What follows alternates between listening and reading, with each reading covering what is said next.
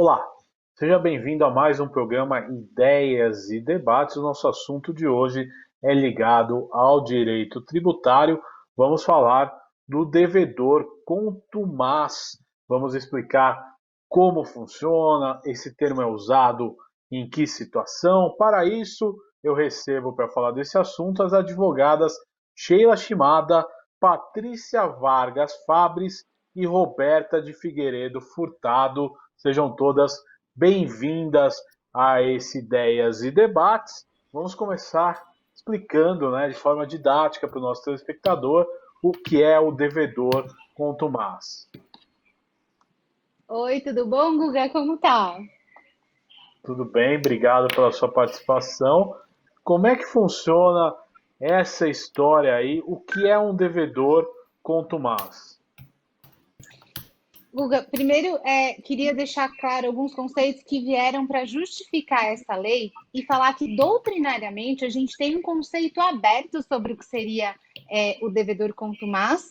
E a lei, ela tem dois projetos que estão tramitando agora no Senado, né? Um que está com o senador Rodrigo Pacheco e o outro que está com o senador também Rodrigo Pacheco. Então, ele está com esses dois projetos de leis para aprovar, e neles, né, no segundo de 2019, ele tem a definição de um devedor contumaz como alguém que reiteradamente pratica atos para se desviar de pagar o tributo. Então, a definição legal ainda não existe. A gente tem uma definição doutrinária, sendo que alguns doutrinadores divergem um pouco nesse âmbito. E o que eu queria falar, que era super importante antes do devedor contumaz, é falar que essa lei especificamente ela foi criada para proteger alguns aspectos da concorrência desleal. Então, basicamente, ela vai falar do devedor contumaz tributário, e é nisso que acho que as doutoras vão se aprofundar mais, mas o contexto empresarial é o seguinte: existe aí uma prática de concorrência desleal, ela trata do cartel, ela trata de crimes contra marcas, patentes e desenhos industriais, mas ela ainda não tratava das questões tributárias.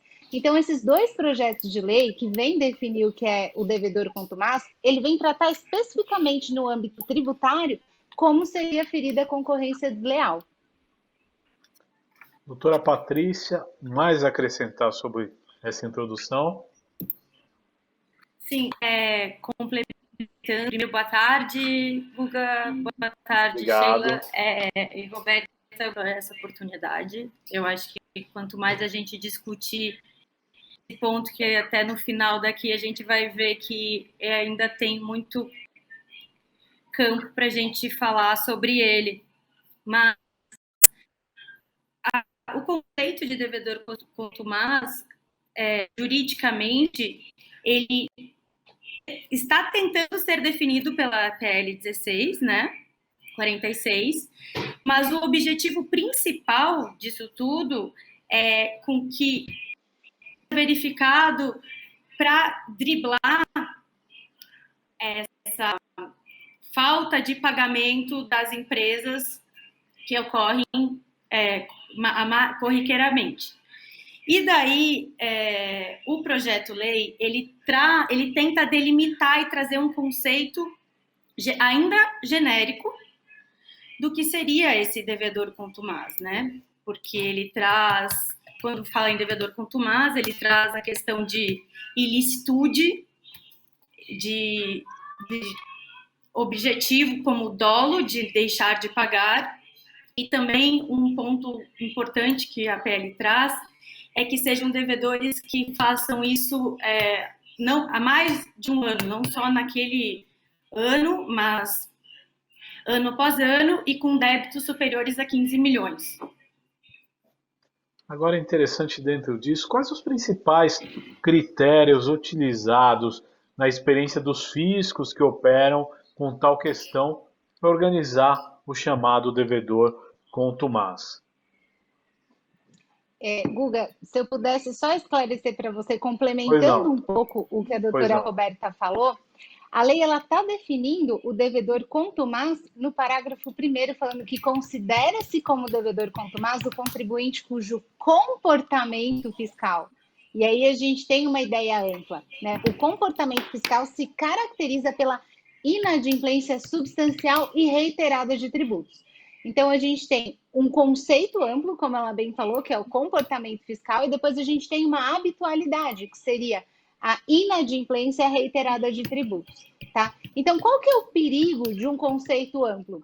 Quando um conceito é muito amplo, eu deixo à margem do julgador, eu deixo à margem do legislativo, eu deixo à margem da doutrina caracterizar o que seria um devedor contumaz ou não. E é por isso que a gente precisa entender qual que é o espírito da lei. E o espírito da lei, ele está justificado no PL 1646 de 2019 e também no PL 284 de 2017. Qual que é esse espírito, para que a gente não caia num conceito errado? O espírito é o seguinte: a maioria dos devedores contumazes, eles estão no setor de combustíveis e cigarros. São setores onde o produto em si, ele depende da tributação. Então, quando o devedor contumaz ele cria artifícios estruturados para não pagar um tributo, ele está conseguindo deixar o preço dele menor e prejudicando a concorrência. E aí o espírito da lei, ele vem lá do direito concorrencial, né, do direito econômico, que diz o seguinte: o Estado, ele é neoliberal, ele não vai interferir na economia, mas ele vai garantir aos particulares que eles concorram igualmente. Então, não seria justo eu, enquanto vendedor de combustível, ou enfim, qualquer tipo de industrial, estar pagando todos os meus tributos, enquanto o meu concorrente não está, porque o meu preço vai ficar maior porque eu estou fazendo algo certo. Dá para compreender? Eu não sei se isso é o que as doutoras queriam complementar e falar mais especificamente sobre como funciona essa tributação. Doutora Roberta, sua participação inicial já complementando esse assunto. Primeiro, boa tarde a todos, Patrícia, doutora Sheila. Uma das coisas que chama a atenção quando a Sheila fala é que realmente a legislação ela vem com um propósito para coibir um comércio predatório, né? E só que quando esse PL ele é lançado, a Receita Federal já previndo, junto com a Procuradoria-Geral da Fazenda, ela coloca métricas para que a gente possa oferir, então, quem é o mero inadimplente de um devedor contumaz. E um dos requisitos que ela coloca que empresas que tiverem um valor de um ano 15 milhões em tributos abertos emitidos, ele já configura como se fosse um devedor contumaz.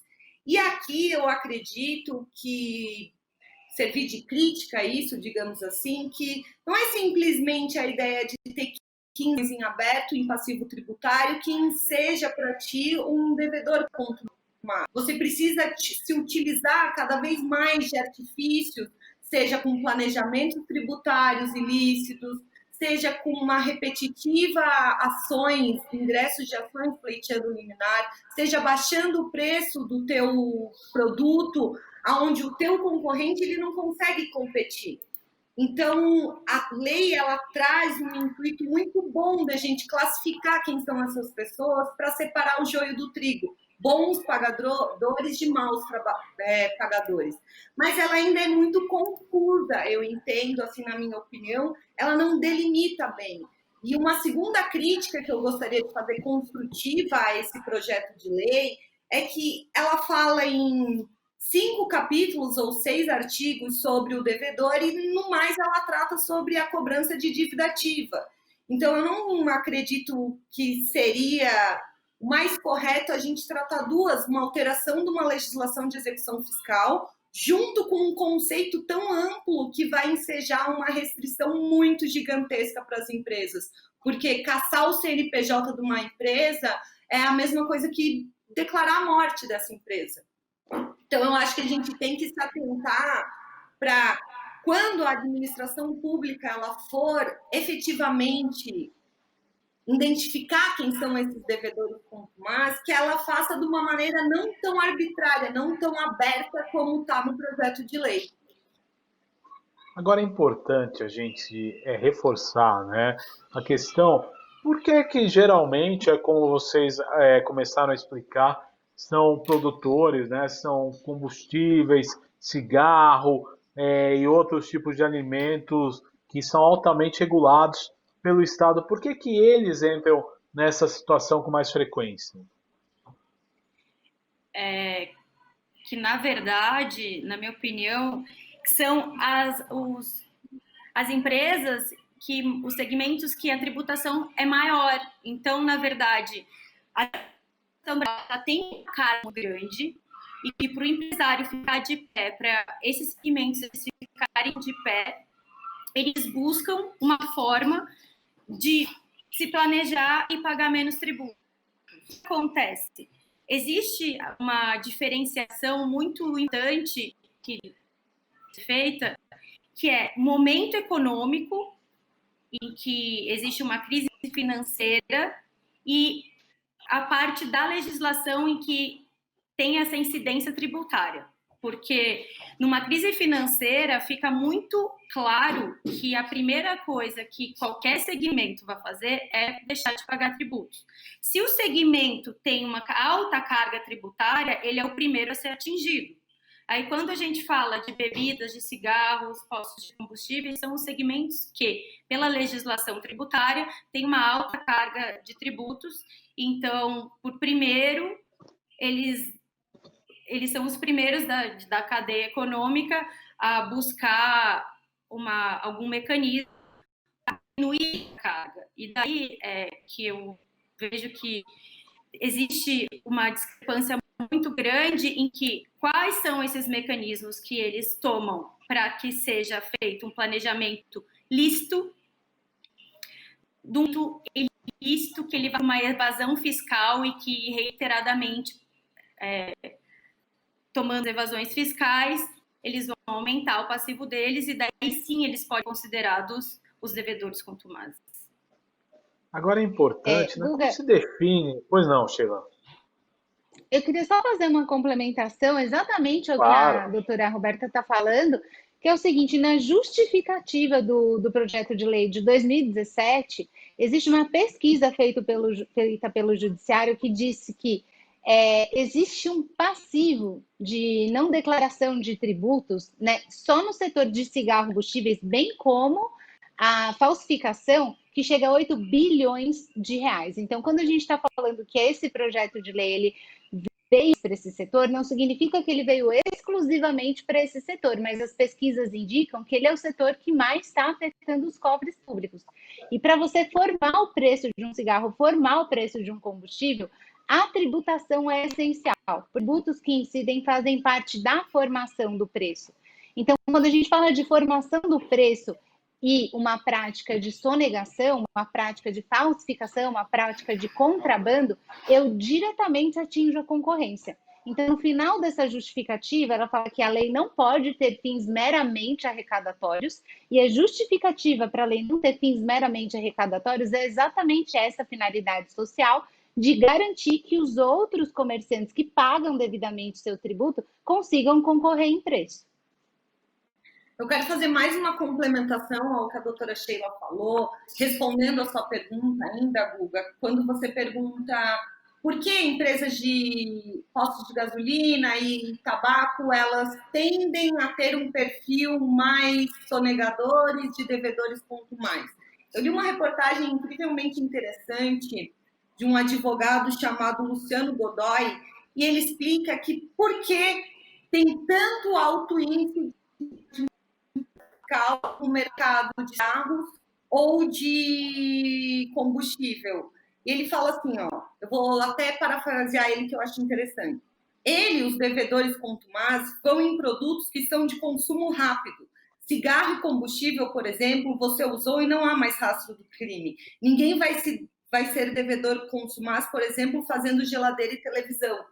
Isso é muito importante, porque eu não tenho como fiscalização, controlar um posto de gasolina todos os dias para ver se é álcool, etanol, se todos os litros que eu estou botando na nota fiscal de entrada, eles estão saindo. Então, por ser um mercado de consumo e girar muito rápido o estoque, isso dá muita mais facilidade para quem quiser ter esse propósito negocial de burlar o sistema tributário, fica muito mais fácil, entende? Não tem um controle tão específico. Apesar de a gente ter agências regulamentadoras, tá? do sistema tributário nesse tipo de produto, mesmo assim a tributação por ser ICMS ela é muito difícil de ser controlada. Entendo. É interessante fazer uma pergunta. Como se definem, né, os regimes aplicáveis aos devedores que são definidos como contumazes? Pode começar qualquer uma de vocês três. Posso começar? Elas complementam, porque realmente isso é uma área muito, muito específica das doutoras, mas a lei ela está prevendo que o regime especial vai ser definido como sanção administrativa. Então, quando se caracteriza um devedor contumaz, né, o projeto de lei de 2017, lembrando que a gente fica falando de 2017 e 2019, porque existem 2 projetos de lei tramitando, tá? E o E trâmite quando numa casa de leis é demorado, né? Isso é natural que demora esse trâmite. Então, a gente está muito acostumado a isso, porque tem que passar pelas várias comissões até que ele chegue a plenário para aprovação. Então, às vezes demora, né? Exatamente. Então, assim, eu fico só fazendo menção 2017 e 2019 para a gente se situar em qual projeto está falando o quê, porque eles são semelhantes, mas são diferentes em alguns pontos. Então, no de 2017, ele prevê sanções administrativas de fiscalização compulsória. E imagina o Estado fiscalizando o seu inventário de produtos e achando tudo que ele precisa achar, né? Então, assim, com certeza viriam, com certeza, assim, muito provavelmente viriam multas de sonegação, viriam algumas sanções administrativas decorrentes disso, e logo após, o engraçado é que já no projeto de 2019, como se os dois se complementassem, ele fala de possibilidade de pagamento com desconto de até 50% desses tributos, que provavelmente vão ser relacionados quando o Estado fizer uma fiscalização compulsória. Então, esse regime especial seria basicamente, né, quero escutar a opinião das doutoras, mas o Estado dentro da sua casa mexendo no seu estoque para ver exatamente se você está recolhendo certo tributo, né? E isso, para qualquer empresário, seria um pesadelo. Interessante, doutoras. Quero ouvir sua opinião. Pois não, doutora. Vou dar mais um título de informação. Quando a gente fala desses PLs, a gente está falando de legislação a nível federal.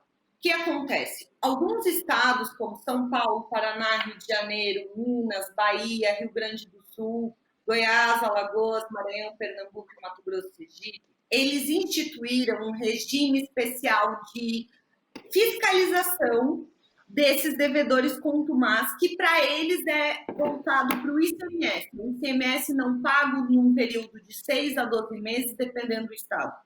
E essas sanções políticas, que são muito discutidas, principalmente pelo STF, onde já é simulado que o poder tributante ele não pode se utilizar de maneiras coercitivas para fazer o pagamento de tributo, uma das coisas que mais me chamam a atenção justamente na legislação do Paraná, onde ele fala o seguinte, que quando o devedor ele estiver nessa condição de contumaz, ele vai ter que pedir autorização prévia individual para a emissão de cada nota fiscal. Isso ele vai inviabilizar muito uma atividade econômica, porque se toda vez que eu for emitir uma nota eu tiver que pedir autorização para a Secretaria da Fazenda, não vai funcionar isso na prática, né? E esse regime especial, ele prevê várias restrições muito severas ao nosso ponto de vista enquanto tributaristas, onde a gente tem um mecanismo próprio de se fazer cobrar os tributos, que é através da lei de execução fiscal, mas a gente tem um dever de fiscalização do Estado que está se sobrepondo a direitos de empresas da livre concorrência, da iniciativa. Então, é um assunto bem temerário, diria assim. Diálogo entre as fontes, né? Doutora Patrícia, alguma questão a acrescentar?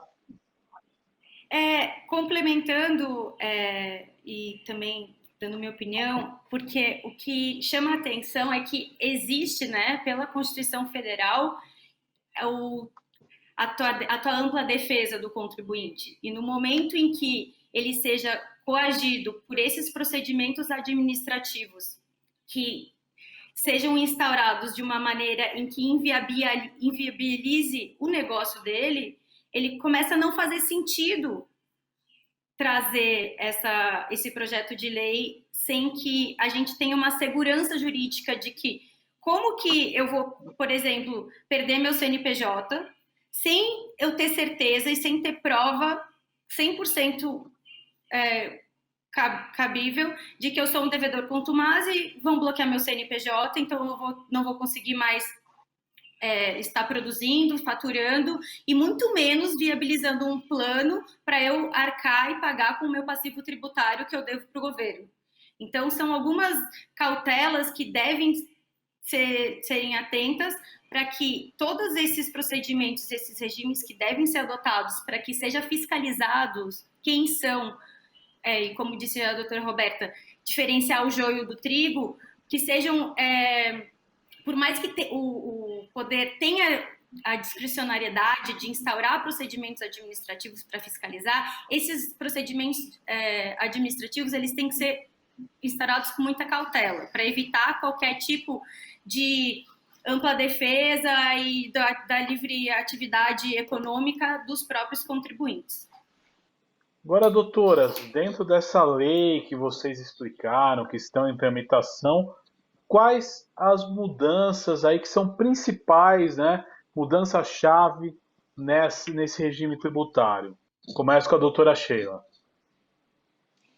Bom, ao meu ver, essa principal mudança no regime tributário seriam as sanções administrativas de fiscalização.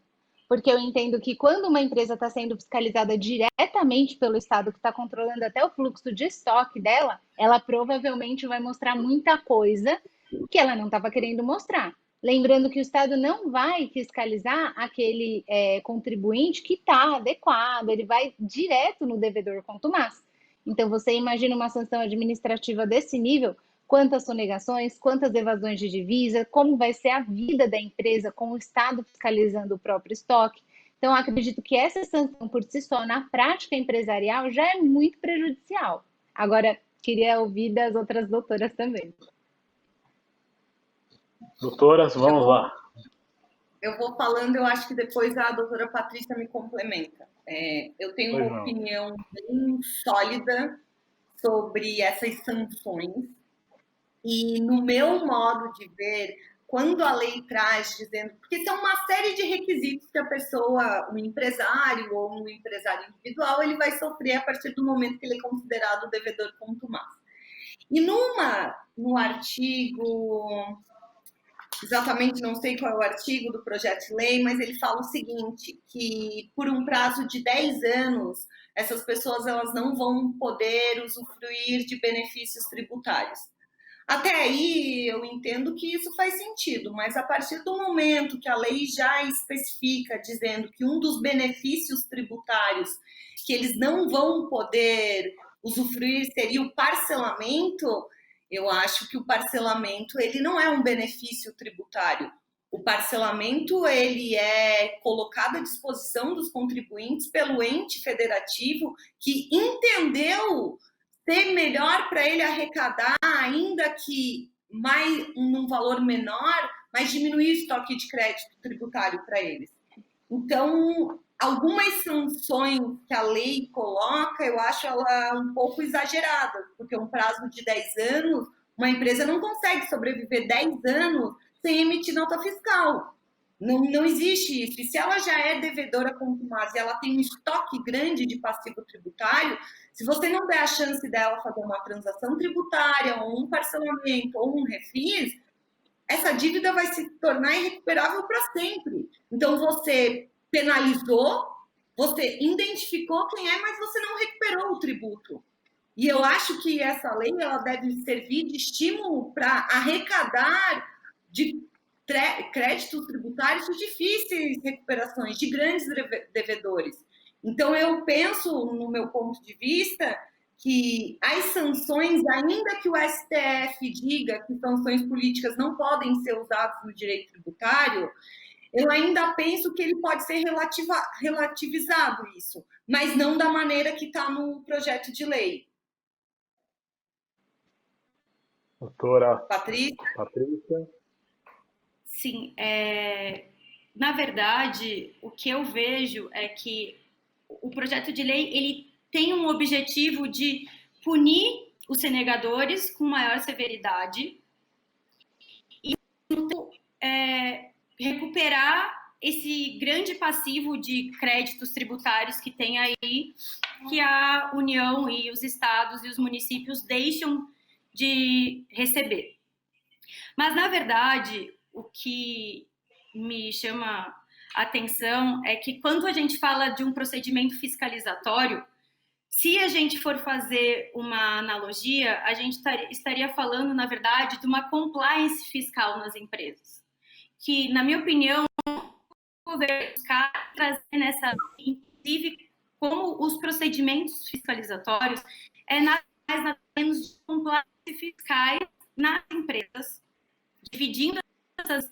E aí, até a título de informação, existe uma pesquisa feita pela CDE em 2014 em vários países em que eles verificaram que são os países que já adotaram compliance fiscal para os contribuintes, para primeiro começar a distinguir aqueles que pagam daqueles que não pagam, e a partir daqueles que não pagam, ter uma compliance diferenciada em relação à obrigação acessória, a relação a comportamentos típicos e atípicos. E o que seriam esses comportamentos típicos e atípicos?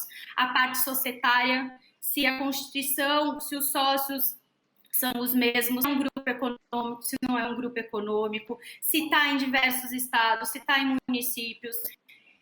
Também a diferenciar, de conseguir, através da a regularização, se são contribuintes, por exemplo, que aderem parcelamentos e pagam 2, 3 parcelas e deixam de pagar, e aí só para demonstrar que eles pagaram e depois eles deixam de pagar e se tornam devedores novamente.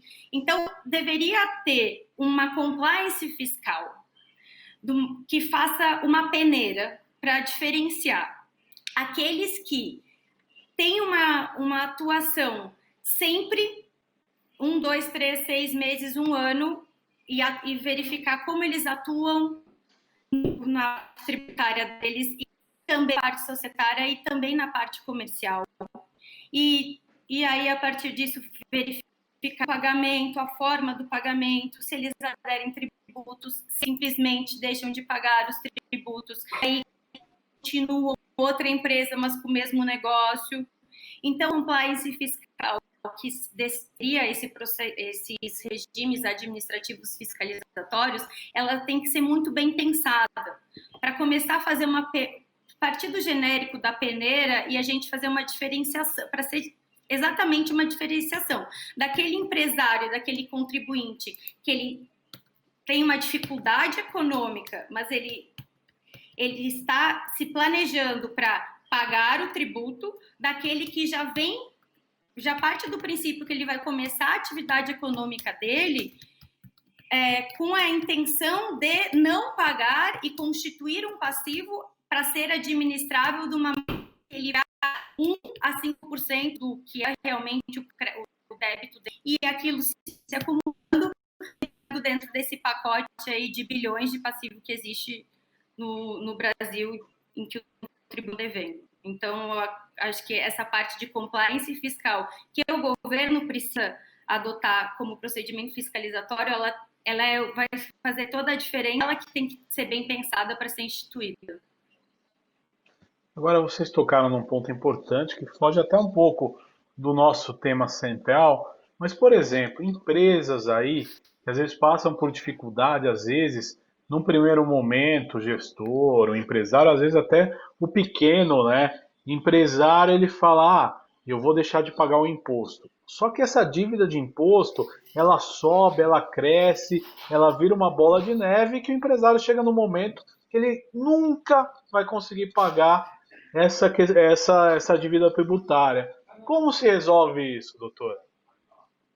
Na verdade, quando a gente fala em constituição de passivo desses débitos dos empresários,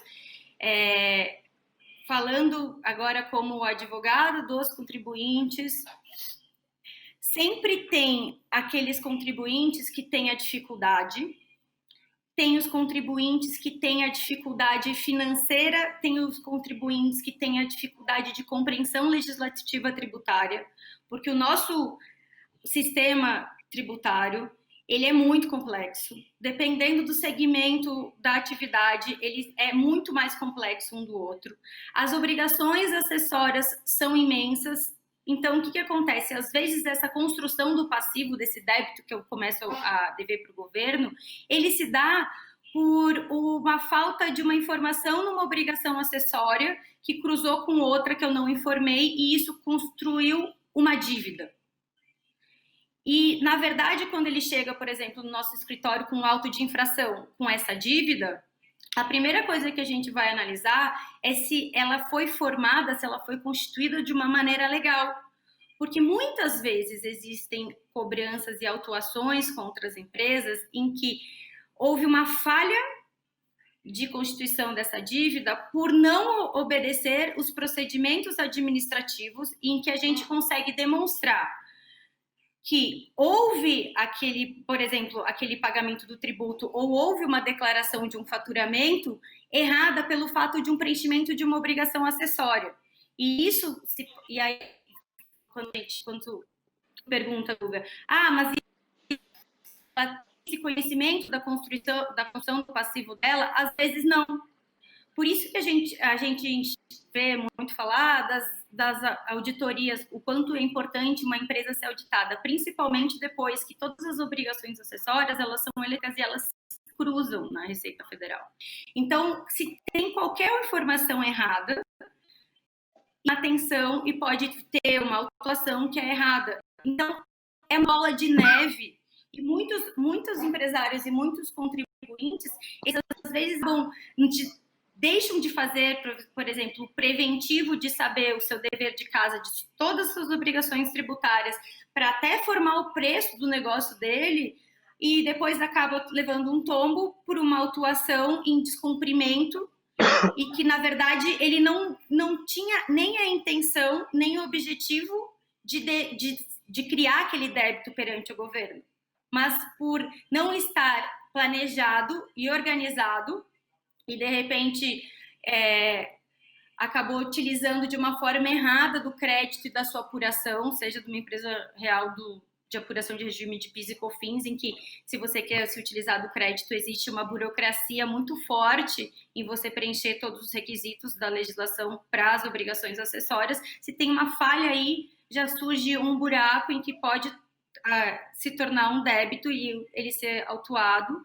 Então, essa formação de passivo, ela não vem só por ser o devedor contumaz, mas por uma falha mesmo de organizacional das empresas.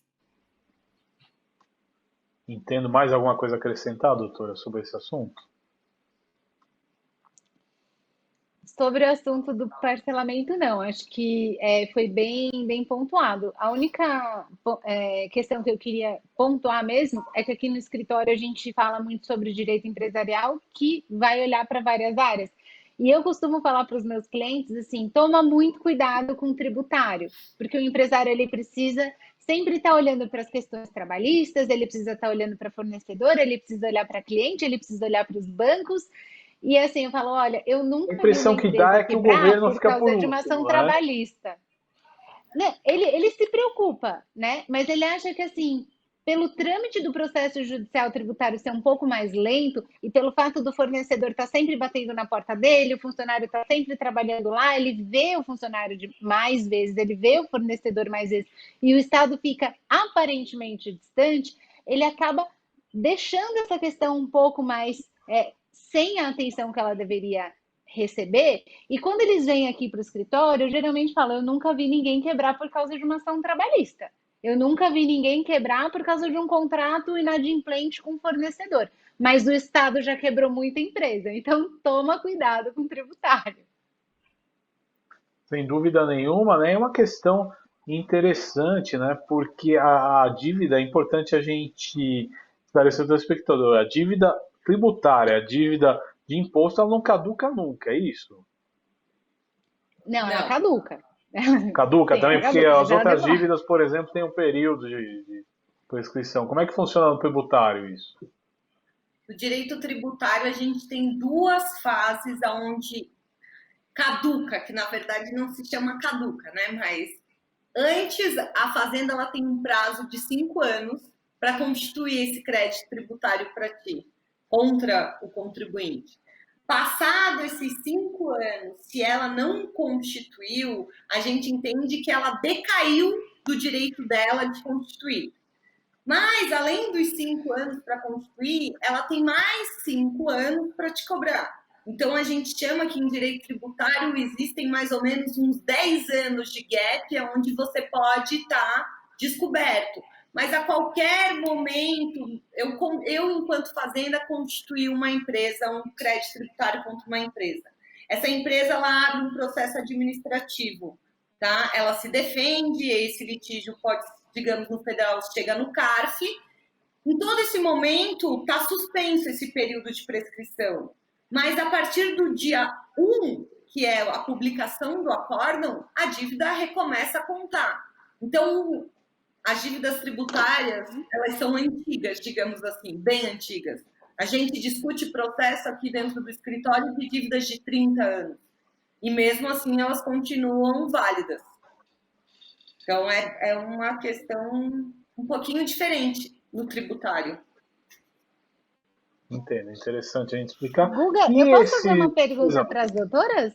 Claro, Posso fazer uma lógico. pergunta para as doutoras? Esse programa é para Eu isso queria também. só saber, na prática, né? Porque a gente está discutindo especificamente a questão do devedor contumaz, mas na prática, o que a gente tem como gênero é a discussão da concorrência desleal. E eu entendo que uma pessoa que está praticando já habitualmente essa questão tributária, ela vai incorrer em outras atitudes que também vão jogar ela para outras leis, que seriam as leis empresariais, como, por exemplo, a lei de defesa da indústria.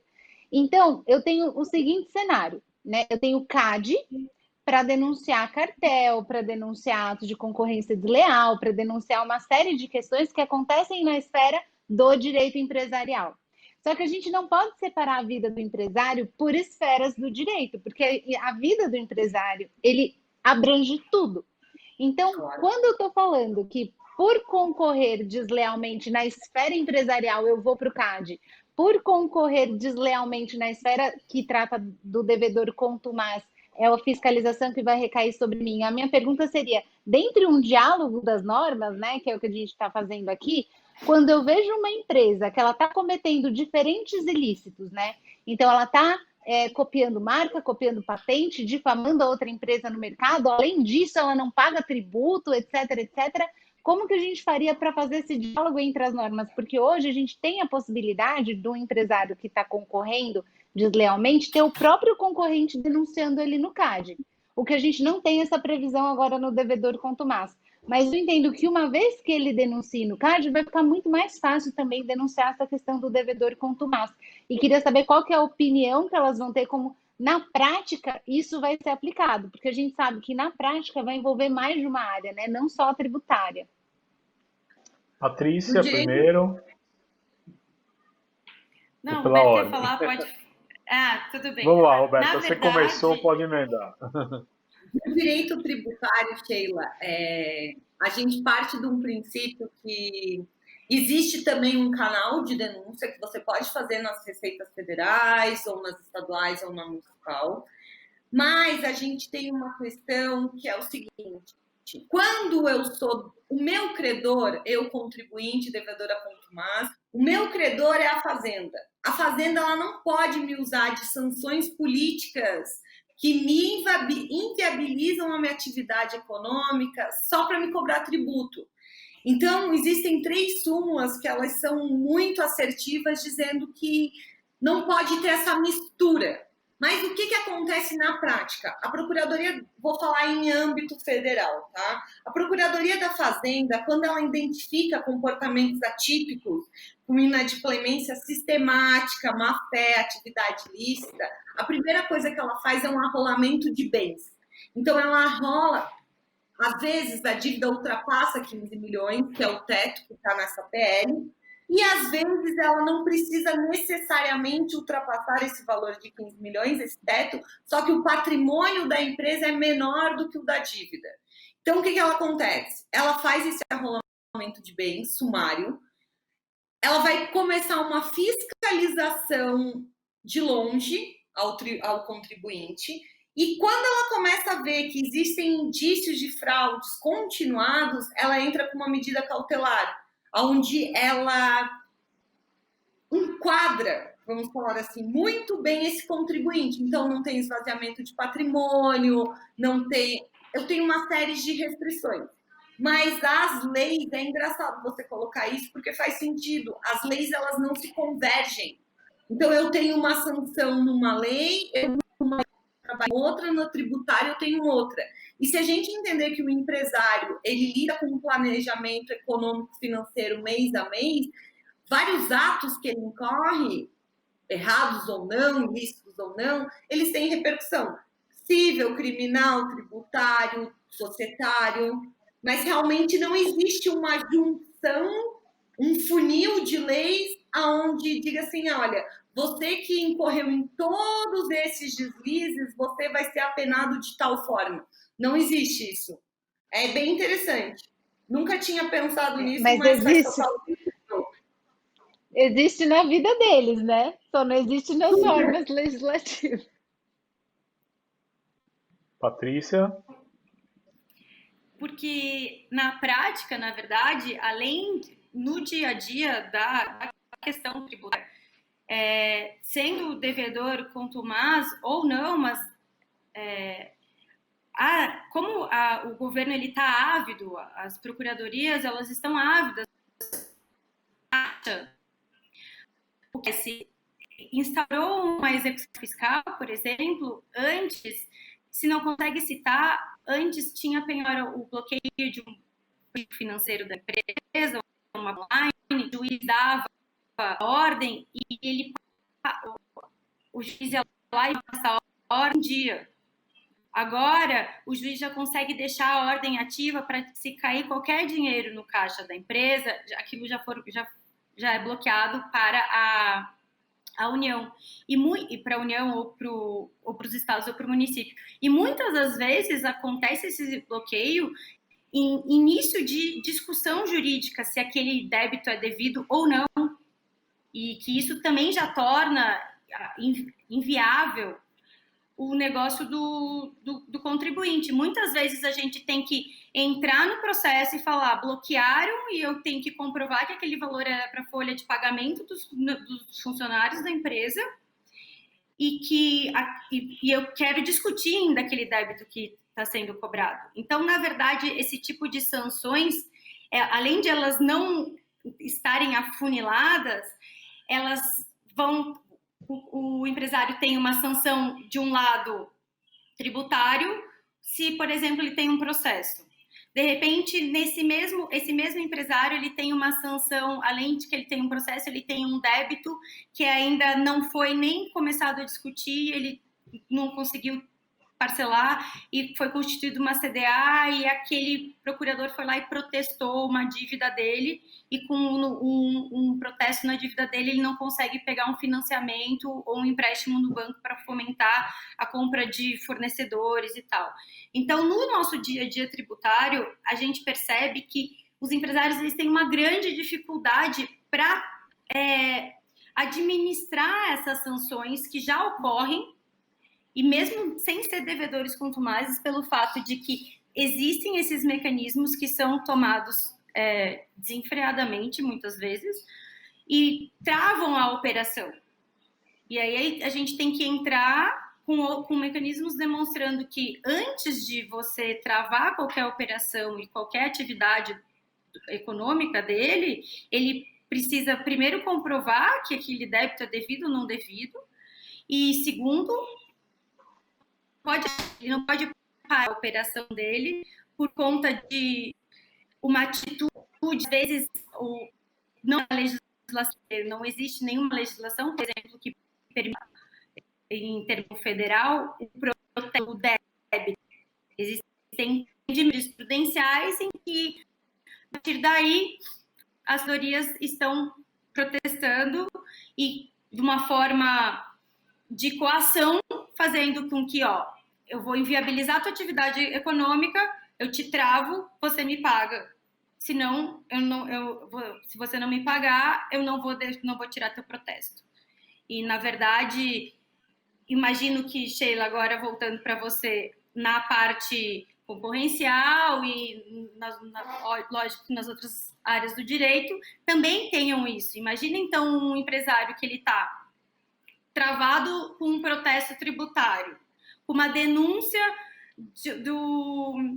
em questão a concorrencial e com uma questão trabalhista, seja de sindicato, seja por uma ação trabalhista, alguma coisa assim, ele tem 3 frentes de trava para ele conseguir operacionalizar o negócio dele. E, na verdade, não existe a nossa legislação e não se conversa em relação a esse tipo de sanção. Na verdade, cada área, cada frente corre atrás do seu e muitas vezes uma lei se sobrepondo à outra sem nenhuma segurança jurídica se a gente for comparar o que está escrito na lei e o que tem de decisões no judiciário. Então, é muito desafiador para o empresário, na verdade, quando a gente está falando em eu ter uma atividade econômica no Brasil, né? Doutora, o empresário ele é um grande momentos malabarista, né? finais do nosso programa. Eu vou querer agradecer a todas vocês pela participação, começando pela doutora Patrícia Vargas Fabris. Muito obrigado por ter aceitado o nosso convite e ter vindo debater esse tema aqui na Rede Alesp. Obrigado, doutora Patrícia. Obrigada, eu que agradeço. Doutora Roberta Figueiredo Furtado, muito obrigado pela sua presença no Ideias e Debates de hoje. Muito obrigada. Nós agradecemos imensamente a oportunidade de estar discutindo um tema tão relevante que tem tanto impacto no mundo empresarial. Doutora Sheila Shimada, muito obrigado por sua participação conosco hoje. Obrigada, Guga. Guga, posso só falar uma coisinha rápida? Claro, um destaque É que eu final. acho que ficou faltando algo fundamental. A questão do critério de 15 milhões, né, que muito bem a doutora Patrícia falou, ela não é considerada por CNPJ, tá? A lei prevê que se você for caracterizado como grupo econômico, vai somar os faturamentos desses 15 milhões. Então, assim, muitas vezes o empresário fala o seguinte: ah, não, mas eu não faturo 15 milhões. Espera aí, mas e o teu grupo econômico? E aquelas outras empresas que você está colocando em nome de laranja? Porque a gente sabe, né? A gente que é advogado sabe o que chega aqui. Então, assim, é muito importante que o empresário ele olhe não para o CNPJ, mas para o grupo econômico, porque o fisco provavelmente sabe que ele tem um grupo. E aí, só para fechar, eu falo assim, cara, quando você acha que você é o mais esperto da mesa, você não é o mais esperto da mesa. Então, assim, não acha que o fisco não está olhando, que ele não tem documento, não acha que os bancos não têm documentos e não estão olhando, e saiba que você tem que jogar com a realidade empresarial que você vive. Se você está dentro de um grupo econômico, saiba que eles vão somar faturamentos. Eu acho que só faltava isso, isso era muito importante e não foi dito. Doutora, muito obrigado pela participação de vocês. Hoje o tema do Ideias e Debates foi aí o direito tributário. Falamos aí do devedor contumaz. Você pode ver e rever este e outros programas em nosso canal no YouTube. Até o nosso próximo encontro. Tchau!